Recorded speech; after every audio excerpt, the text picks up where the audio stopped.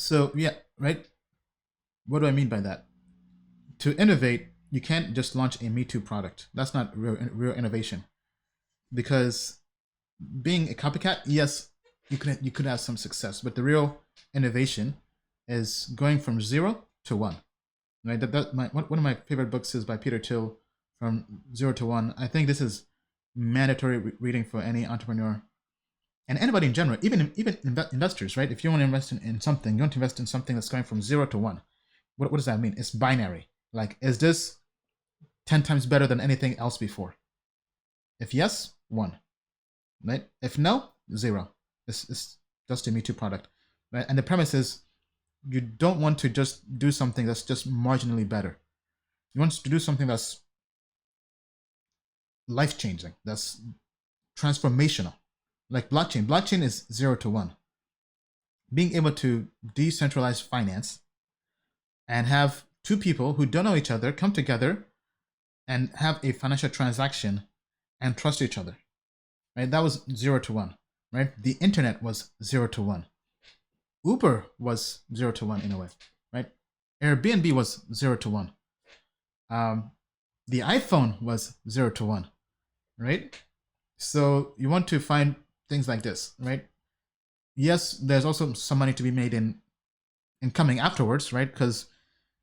But most of the gains go to the first mover advantage, and then typically you would have a number 2 and a number 3, right? And then everything else is pretty much like barely, it barely even touches the scale, right?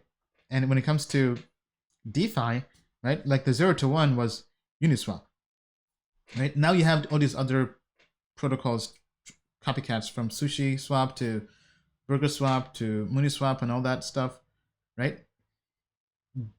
They can't just copy or fork Uniswap's code, make a few changes, and think they're innovating, right? That might work in the short term, but in the long term, it's not going to work. They're going to have to really innovate and come up with something that's 10 times much better. Right, as we saw recently, right? These forks, they forked Uniswap, made a few changes. They had a field day for like a week or so, maybe 2 weeks, right? They were on Cloud9, on top of the world, but you know it's not 0 to 1 when Uniswap says, you know what? Checkmate. We've launched our own token. What now? Right? And now they're back to the drawing board because now they're like, oh snap. Right? Now we actually have to innovate, right? But the thing is, it's not their code, right? So the level of thinking they have to go through to just be on the same level as the team at Uniswap is not there yet, because they're writing the coattails of the company that went from 0 to 1.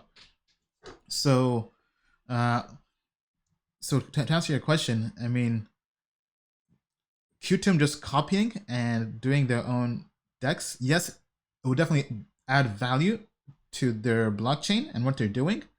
But for Qtum to really be a game changer, they have to be a game changer. And they can't just copy what somebody else is doing. They have to, like, Qtum should have had their own Uniswap before Ethereum did.